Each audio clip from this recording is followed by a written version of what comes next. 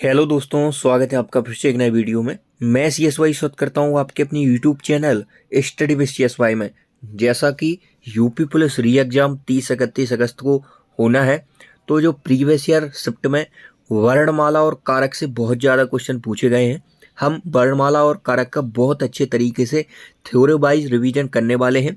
यदि आप इसके प्रैक्टिस क्वेश्चन करना चाहते हैं तो हमारे चैनल पर आप जाइए, हिंदी प्लेलिस्ट यूपी पुलिस के नाम से बनी हुई है, उसमें आप ज़रूर पढ़ें। ऐसा रिवीजन करवा देंगे, आपको अलग से कोई पढ़ने की ज़रूरत नहीं है। हैंड रिटन नोट्स हैं या मेरे, उनसे आप रिवीजन करने वाले हैं। तो वर्ण मुक्ता दो प्रकार के होते हैं आपके, स्वर और व्यंजन। अयोग भाव को वर्ण के रूप में नहीं माना जाता है। यह क्वेश्चन पूछा गया 24 अगस्त फर्स्ट शिफ्ट में कि वर्णमाला कहते कैसे हैं, तो वर्णों के व्यवस्थित समूह को वर्णमाला कहते हैं। यह क्वेश्चन आ चुका है। स्वरों की बात करें तो आ ई उ ऊ ऋषि ए ओ आ, यह आपके स्वर होते हैं। बाकी आपके व्यंजन होते हैं अनुस्वार और विसर्ग, अंग और आहा, यह आपके न स्वर में आते हैं न व्यंजन में। तो यह क्वेश्चन पूछा गया है कि कौन से ऐसे दो वर्ण हैं जिनकी गिनती ना स्वर में ना व्यंजन में होती है, तो वो है आपके अनुस्वार और विसर्ग। यह अयोग बाह्य में आते हैं। री स्वर वाला रा, जैसे मृत है, मृत मृत चरणामृत, तो नीचे री है तो ये आपका री है, री स्वर है। और ऊपर यदि रा है तो वो आधा रा होगा, नीचे रा होता है वो पूरा होता है। ये रा का वर्णीकरण थोड़ा सा मैंने आपको बताया है।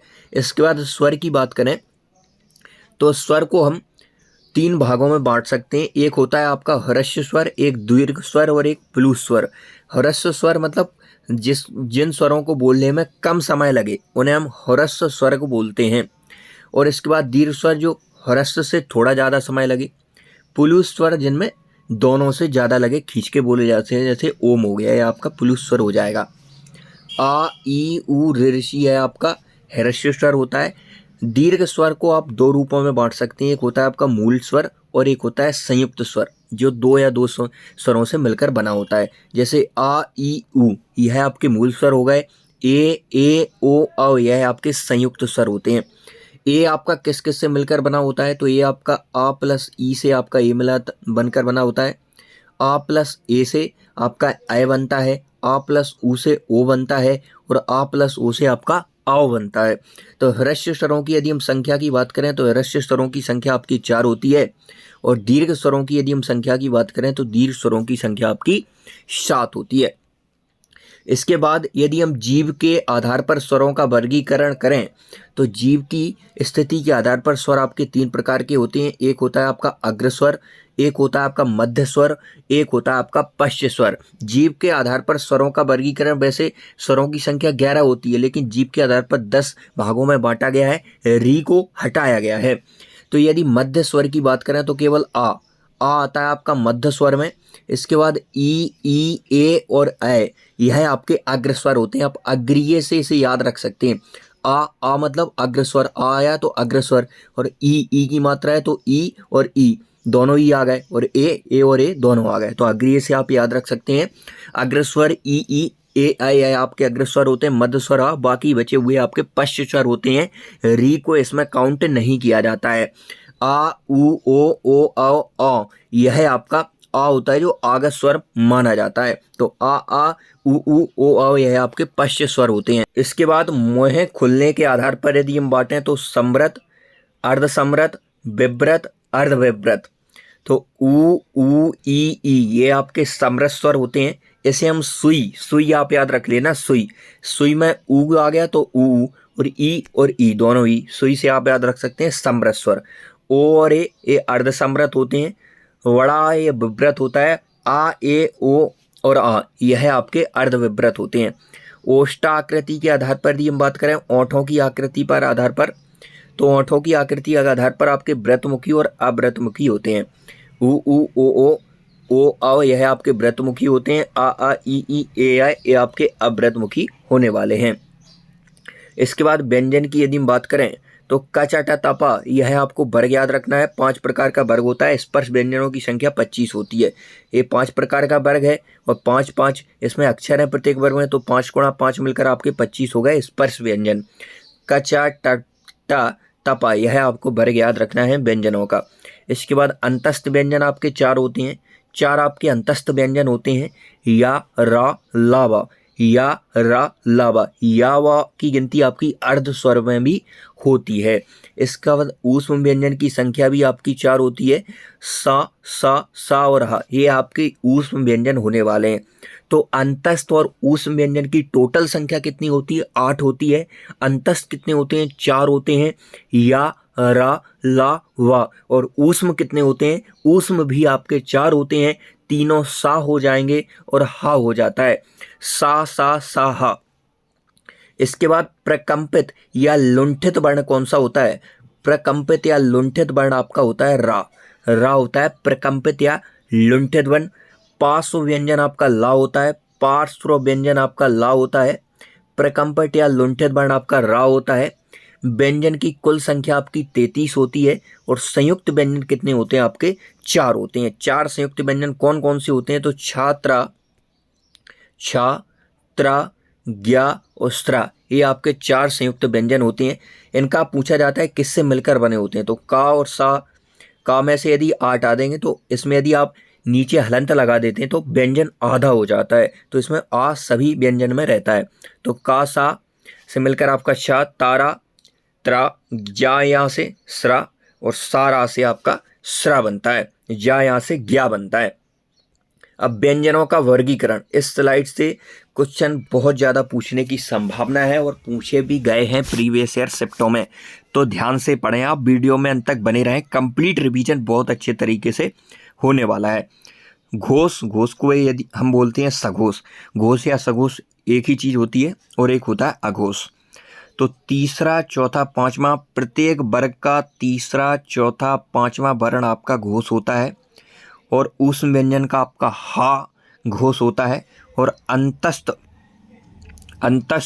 अंतस्थ स्वर, यह आपके सभी क्या होने वाले हैं? घोष होने। घोष या सघोष कौन कौन से होते हैं? तो प्रत्येक वर्ग का तीसरा, चौथा, पाँचवा, यह आपका सघोष होता है। प्रत्येक वर्ग का तीसरा, चौथा, पाँचवा, 345 आप याद रखो सघोष, 345 सघोष। और जो ऊष्म व्यंजन होते हैं उसका हा, ऊष्म व्यंजन का क्या होता है? हा, यह आपका घोष होने वाला है। और जो अंतस्थ वर्ण होते हैं आपके चारों, या, रा, लावा, यह आपके अंतस्थ वर्ण होते हैं चारों। और ऊष्म व्यंजन भी आपके 4 होते हैं। ऊष्म व्यंजन में केवल आपको हा लेना है। और अंतस्थ का यारा, लावा, चारों और सभी आपके 11 स्वर, यह सभी आपके घोष होते हैं, यह सभी आपके घोष होते हैं। तीसरा, चौथा, पाँचवा और ऊष्म व्यंजन का हा, अंतस्थ पूरे, यारा, लावा और स्वर 11। इसके बाद अघोष की यदि हम बात करें तो अघोष में आपका आ जाएगा पहला, दूसरा। पहला, दूसरा आपका क्या होता है? अघोष होता है, पहला, दूसरा। इसके बाद ऊष्म व्यंजन में हा तो चला गया था घोष में, लेकिन तीनों सा बचे हुए अघोष होते हैं, सा और हा। ट्रिक्स आप कैसे याद रख सकते हैं अघोष को? तो आ रहा है अघोष में, तो आ मतलब पहले आता है, तो पहला, दूसरा, पहला, दूसरा, पहला, दूसरा, अघोष और तीनों सा, यह आपके अघोष हो जाएंगे। इसके बाद अल्प प्राण की यदि हम बात करें तो अल्प प्राण में भी आप ध्यान से देखेंगे तो आ रहा है, आ शुरुआत में आता है, मतलब पहला, तीसरा, पांचवा, पहला, तीसरा, पांचवा, पहला, तीसरा, पांचवा, पहला, तीसरा, पांचवा, यह आपके अल्प प्राण होते हैं। और सभी अंतस्थ वर्ण कौन से हैं भाई साहब? यारा, अलावा, यह आपके अंतस्थ होते हैं। और 11 स्वर, यह सभी आपके अल्प प्राण होने वाले हैं।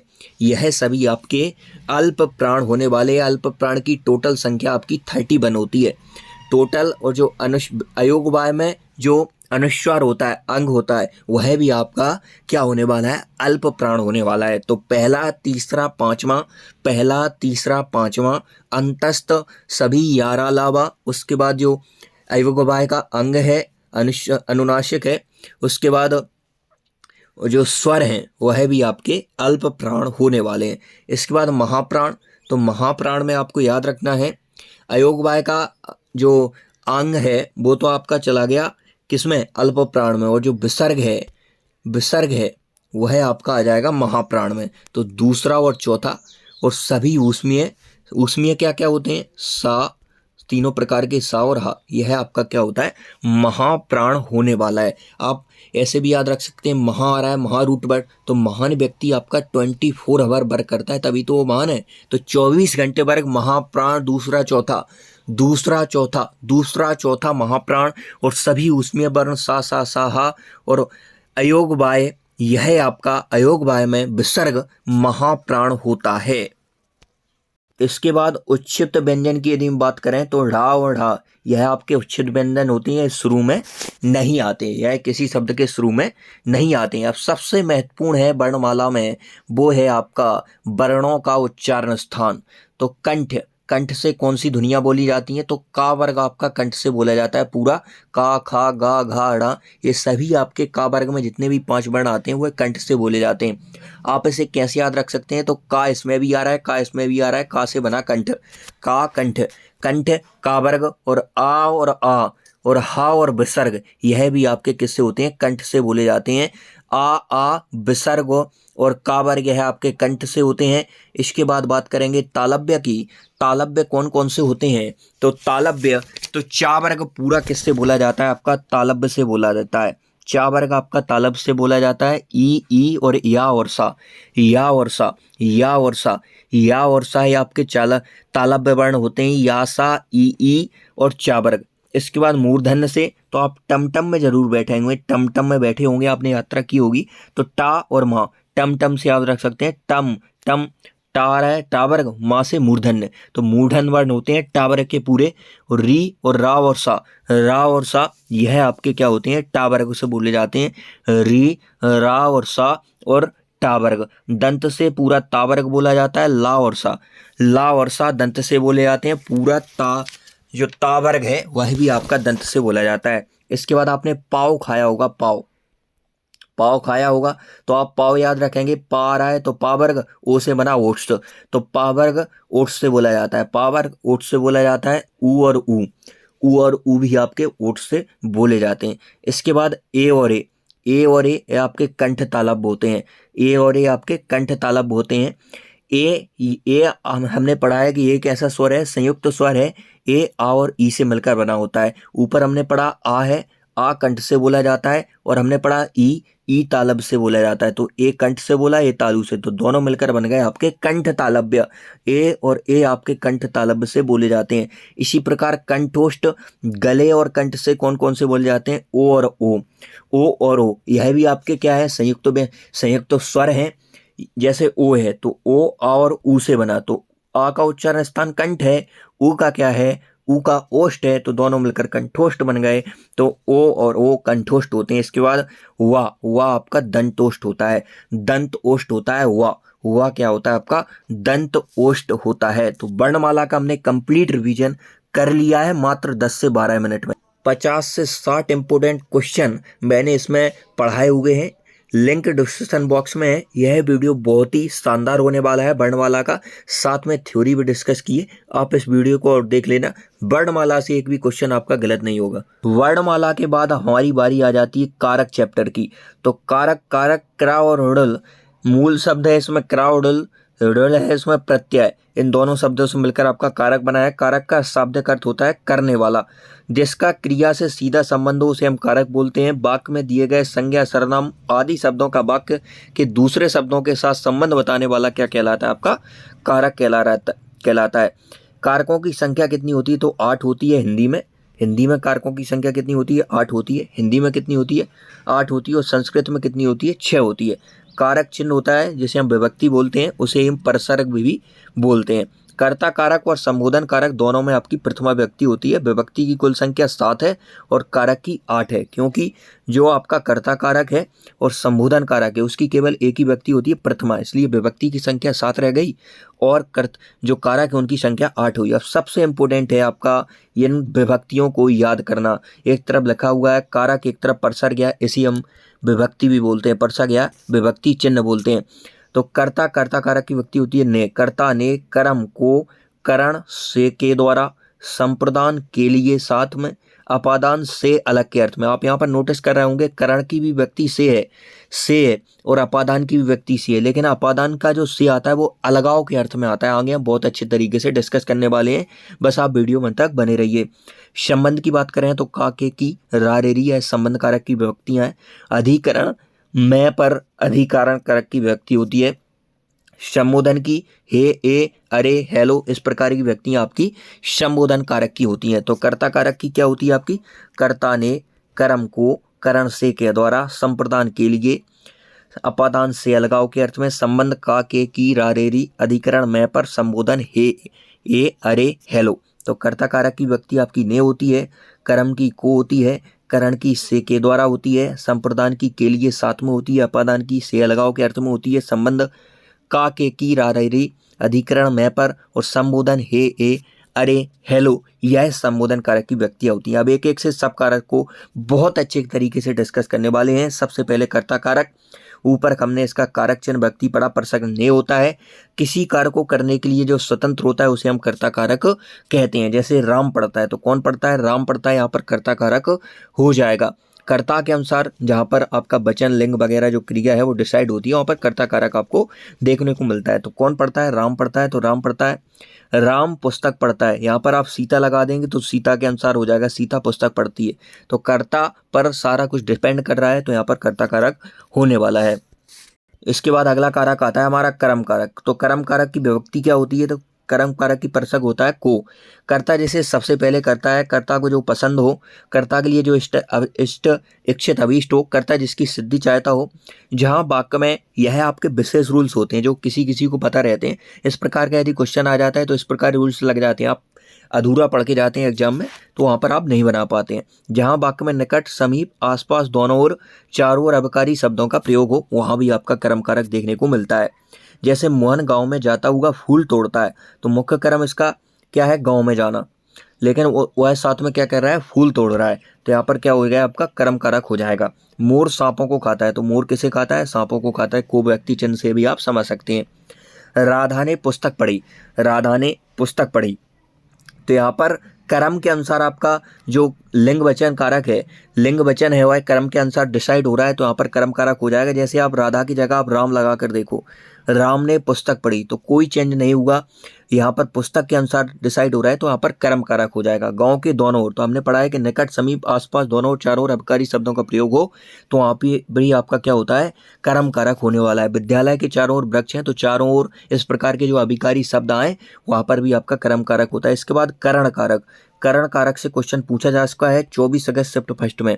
परसर्ग से के द्वारा इसकी व्यक्ति होती है, क्रिया की सिद्धि में सहायक साधन करण कहलाता है।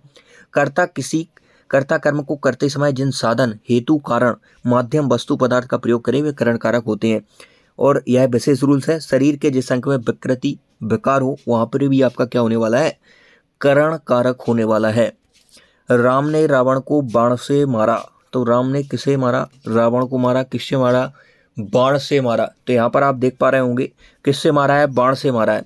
भीम ने दुर्योधन को किससे मारा है? गदा से मारा है। मजदूर ने पेड़ को कुल्हाड़ी से काटा। मोहन सिर से गंजा है, तो यह एक क्या हो गया आपका? विकार या विकृति वाला शब्द हो गया। तो इसमें भी आपका क्या हो जाएगा? यहाँ पर भी आपका करण कारक होने वाला है। तो क्रिया की सिद्धि में सहायक साधन, जिस हेतु, माध्यम, तो यहाँ पर राम ने रावण को किससे मारा है? माध्यम क्या होगा?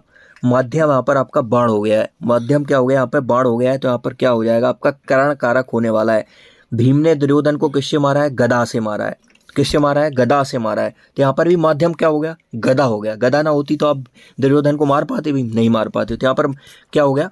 करण कारक हो जाएगा। करण मतलब क्या होता है? एक साधन, साधन हेतु, और यह आपके विशेष रूल्स के अंतर्गत आ जाएंगे। जैसे विकार या विकृति है, सुनीता पैर से लंगड़ी है, तो लंगड़ी का एक विकार हो गया ना शरीर में। सोहन आँख से अंधा है, तो आँख में विकार हो गया, अंधा हो गया, तो यहाँ पर भी आपके करण कारक होने वाले हैं। यह विशेष रूल्स है। कई बार कर्ता स्वयं में साधन के रूप में कार्य न करते हुए साधन के रूप में प्रयुक्त होता है, वहां पर आपका कर्ता कारक न होकर करण कारक होता है। जैसे आप देखेंगे उदाहरण के रूप में सूरदास के द्वारा सूर सागर की रचना की गई, तो वहाँ पर एक क्वेश्चन यही बन जाता है कि सूरदास ने किसकी रचना की? सूर सागर की रचना की। सूरदास की रचना है साहित्य लहरी, सूर सारावली, और बासल रस का सम्राट भी किसे कहा जाता है? सूरदास को कहा जाता है। इसके बाद तुलसीदास द्वारा रामचरितमानस की ग्रंथ की रचना की गई, तो यहाँ पर यह कर्ता कारक न होकर एक माध्यम हो गए। श्री रामचरितमानस के कौन हो गए? माध्यम हो गए तुलसीदास जी। यहाँ पर तुलसीदास जी के बारे में और आप जान लेंगे तो विनय पत्रिका किसकी रचना है? तुलसीदास जी की है। इसके बाद रामलला नैशू किसकी रचना है? तुलसीदास जी की है। अब रामचरितमानस से क्वेश्चन पूछे जा सकते हैं, यह कौन सी भाषा में तुलसीदास जी ने लिखा हुआ है? तो अवधी भाषा में रचना की थी रामचरितमानस की तुलसीदास जी ने। इसमें कितने कांड हैं? इसमें आपके 7 कांड होने वाले हैं। इसके बाद संप्रदान कारक, परसर्ग इसका क्या होता है? परसर्ग या विभक्ति चिन्ह इसका के लिए होता है। के लिए इसका व्यक्ति चिन्ह होता है, जिसके लिए कार्य किया जाता है, जिसको शिक्षा से कोई वस्तु दी जाए, जो वस्तु पदार्थ दान, दीक्षा, भीख, भेंट, उपहार के रूप में हमेशा के लिए दी जाए। दान में आप कोई वस्तु दे देते हैं तो क्या फिर भिखारी को ढूंढते हैं कि उसे देखेंगे फिर उससे हम ले लेंगे वापस? तो ऐसा नहीं होता है। दान एक बार दे दिया तो हमेशा के लिए, दीक्षा हो गई, भेंट हो गई, सारी चीज़ें हमेशा के लिए दी जाए। तो ऐसे केस में आपका कौन सा कारक होता है? संप्रदान कारक होता है। इसकी व्यक्ति क्या होती है? के लिए इसकी व्यक्ति होती है। जो वस्तु हमेशा के लिए दी जाती है वहाँ पर संप्रदान कारक होता है। जो वस्तु प्रिय रुचिकर लगे वहाँ भी आपका संप्रदान कारक होने वाला है। हम समझेंगे अब उदाहरण से। राम ने रावण को सीता के लिए मारा, तो किसके लिए मारा? सीता के लिए मारा। के लिए व्यक्ति आ गई, यहाँ पर संप्रदान कारक हो जाएगा। राधा अपनी बहन के लिए, किसके लिए? बहन के लिए। के लिए व्यक्ति संप्रदान कारक। मुकेश माता जी के लिए, तो किसके लिए? माता जी के लिए। के लिए व्यक्ति संप्रदान कारक। सेठ जी ने गरीबों को कंबल गवाटे, तो ऐसा नहीं है दोस्तों कि के लिए विभक्ति आएगी तभी संप्रदान कारक होगा। यहाँ पर आपको देखना पड़ेगा, सेठ जी ने गरीबों को कंबल बांटे, तो गरीबों को जब अपने कंबल बांट दिए हैं सेठ जी ने, तो क्या फिर दोबारा कंबल वहाँ से गरीबों से लेकर आएंगे? नहीं आएंगे। तो हमेशा के लिए वस्तु दी, कौन सा कारक? संप्रदान कारक। राजा ने ब्राह्मणों को गाय दान दी, तो राजा ने ब्राह्मणों को गाय दान में दे दी, हमेशा के लिए ले जाओ आप इसे। अमेरिका ने इंडिया की सहायता, तो सहायता का भाव है यहाँ पे, तो यहाँ पर कौन सा हो जाएगा? आपका संप्रदान कारक हो जाएगा। मुझे बेसन के लड्डू बहुत अच्छे लगे, बहुत अच्छे लगते हैं, तो यहाँ पर रुचिकर का भाव है, वस्तु रुचिकर लगे, तो वहाँ पर भी कौन सा होता है? आपका संप्रदान कारक होता है। अपादान कारक से दोस्तों क्वेश्चन पूछा जा चुका है। 24 अगस्त शिफ्ट फर्स्ट में इससे क्वेश्चन आया था। परसर्ग से अलगाव के अर्थ में अपादान कारक होता है, जिससे कोई वस्तु हमेशा के लिए अलग हो जाए, वहाँ पर आपका अपादान कारक होता है। तो पेड़ से पत्ते गिरते हैं, इसमें कौन सा कारक है? अपादान कारक है। अब यदि आपसे और क्लोज डिटेल में क्वेश्चन पूछे कि इसमें अपादान कारक किस शब्द में है, तो जिससे कोई वस्तु अलग होती है उसमें आपका अपादान कारक होता है। तो पेड़ से पत्ते गिरते हैं, तो पत्ते किससे अलग हो रहे हैं? पेड़ से। कि पेड़ अलग हो रहा है पत्तों से, पेड़ से अलग हो रहा है पत्ते, तो पेड़ में आपका अपादान कारक हो जाएगा। चूहा बिल से बाहर निकलता है, तो इसमें आपका कहाँ पर अपादान कारक है? बिल से बाहर निकल रहा है ना, जिससे अलग हो, जिसमें अलगाव का भाग हो, वहाँ पर आपका अपादान कारक होता है। तो चूहा बिल से बाहर निकला है, तो बिल से बाहर कौन निकला है? चूहा निकला है, तो बिल में आपका अपादान कारक होने वाला है। गंगा हिमालय से निकलती है, तो गंगा कहाँ से निकली है? हिमालय से अलग हुई है ना, तो हिमालय में आपका कौन सा कारक होने वाला है? अपादान कारक होने वाला है। शे विभक्ति अलगाव के अर्थ में कौन सा कारक होता है? आपका अपादान कारक होता है। इसके बाद मोहन घोड़े से गिरा, तो मोहन किससे गिरा? घोड़े, तो घोड़े में अपादान कारक होया, घोड़े से अलग हुआ है। जिससे डर या भय लगे, जिससे रक्षा की जाए, जिससे प्रेम किया जाए, जिससे शर्माया जाए, जिससे लज्जाया जाए, जिससे विद्या ग्रहण की जाए, जिससे संस्कार सीखे जाए, जिससे महीने तिथि महीने वर्ष से कार्य का आरंभ होना पाया जाए, इन सभी केस में भी आपका अपादान कारक होने वाला है। लड़कियां कॉकरोच से डरती हैं, तो डरने का भाव है, कौन सा कारक है? अपादान कारक है। आप मेरी सिर से रक्षा करो, रक्षा करने का भाव है, अपादान कारक है। बच्चे अपरिचितों से शर्माते हैं, लज्जाते हैं, कौन सा भाव है? शर्माते हैं, लज्जाने का भाव है, इसमें भी कौन सा कारक होने वाला है? अपादान कारक होने वाला है। राधा अपने ससुर से लज्जाती है, इसमें भी आपका कौन सा कारक है? अपादान कारक है। अर्जुन ने द्रोणाचार्य से, किससे? द्रोणाचार्य से धनुष विद्या ग्रहण की, तो विद्या ग्रहण करने का भाव है, कौन सा कारक है? अपादान कारक है। भारत पाकिस्तान का क्रिकेट मैच 22/9/2023 से प्रारंभ हो गया, तो प्रारंभ होने का भाव है, इसमें भी आपका अपादान कारक होने वाला है। संबंध कारक, इसकी विभक्ति क्या होती है? का, के, की, रा, रे, री, संबंध सूचक शब्द आते हैं, वहाँ पर संबंध कारक होता है। जहाँ एक संज्ञा दूसरी संज्ञा सर्वनाम से संबंध प्रकट हो, जहाँ सर्वनाम का संज्ञा सर्वनाम से संबंध प्रकट हो, वहाँ पर आपका संबंध कारक होने वाला है। यशोदा श्री कृष्ण की माता जी हैं, तो यशोदा का संबंध किससे है? भगवान श्री कृष्ण से है। इनकी कौन है? माता जी हैं, तो यहाँ पर आपका संबंध कारक हो जाएगा। का, के, की, रा, रे, री व्यक्ति है, संबंध कारक को दर्शाती हैं। राजा दशरथ राम के पिता हैं, तो राजा दशरथ का संबंध आप भगवान राम से है। यह मेरा भाई है, यह किसका भाई है? मेरा भाई है, तो संबंध बता रहे हैं, यहाँ पर संबंध कारक हो जाएगा। वह पुस्तक आपकी है, तो पुस्तक का संबंध आपसे बताया गया है, यहाँ पर भी आपका संबंध कारक होने वाला। इसके बाद आपका आ जाता है अधिकरण कारक। अधिकरण का मतलब होता है मैं पर। अधिकरण को हम आधार भी बोलते हैं, आधार। आधार बोलते हैं अधिकरण को। जिस स्थान पर कार्य हो आधार अर्थात अधिकरण कहलाता है। अधिकरण आपका दो प्रकार का होता है। कौन कौन सा होता है? एक होता है आपका कालाधिकरण, एक स्थानाधिकरण। कालाधिकरण इसमें शब्द में ही छुपा है काल। काल मतलब होता है समय। जैसे आज दिन रात संध्या घंटे, समय का बोध कराए वहां पर कालाधिकरण। जो स्थान का बोध कराए वहां पर स्थानाधिकरण। जैसे छत है तो छत एक स्थान है, पेड़ है, दीवार है, किताब है, अलमारी है, यह सभी आपके स्थान होने वाले हैं, तो यहाँ पर स्थानाधिकरण होने वाला है। उदाहरण से समझेंगे, मैं 5 मिनट में आ रहा हूं तो समय का बोध है, समय का बोध है, कालाधिकरण हो जाएगा इसमें। उसका प्रवासी पति सालों बाद लौटा, तो सालों बाद लौटा, यहाँ भी आपका कालाधिकरण होने वाला है। वह कल नहीं आ पाएगा, तो समय का बोध है, कब नहीं आ पाएगा? कल नहीं आ पाएगा। 7 बजे, 7:30 बजे, समय का बोध, कालाधिकरण। अब यहाँ पर देखेंगे, अब चिड़िया पेड़ पर बैठी है, तो आधार क्या है? चिड़िया के बैठने का, पेड़ है, तो यहाँ पर आधाधिकरण हो जाएगा स्थानाधिकरण। स्थानाधिकरण यहाँ पर हो जाएगा। किताब मेज पर रखी है तो वहाँ पर भी स्थानाधिकरण। पैसे पर्स में रखे, यहाँ पर भी स्थानाधिकरण। इसके बाद संबोधन कारक सबसे इजी है, कुछ नहीं करना है आपको। संबोधन कारक का व्यक्ति, यह चिन्ह होता है, यह जहाँ आपको मिले वो संबोधन कारक होता है। यह तो आपका प्रश्नवाचक का होता है, यह होता है आपका संबोधन कारक का चिन्ह। हे, ए, अरे, ओ, अजी, इस प्रकार का चिन्ह आपको देखने को मिले, आंखें बंद, संबोधन कारक। विभक्ति होती है इसमें, प्रथमा व्यक्ति होती है।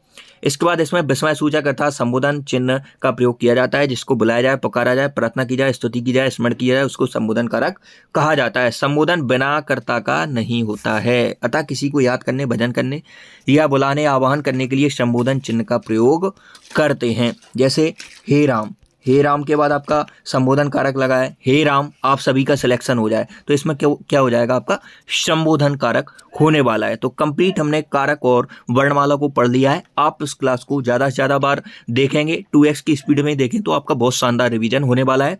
इसके बाद प्रैक्टिस क्वेश्चन यदि आप करने चाहते हैं तो study base CS by YouTube channel पर आप जाएंगे, कंप्लीट प्लेलिस्ट बनी हुई है UP police Hindi very important playlist के नाम से, उसमें आप विजिट करेंगे, सारी क्लासेस आपको मिलने वाली हैं। जय हिंद।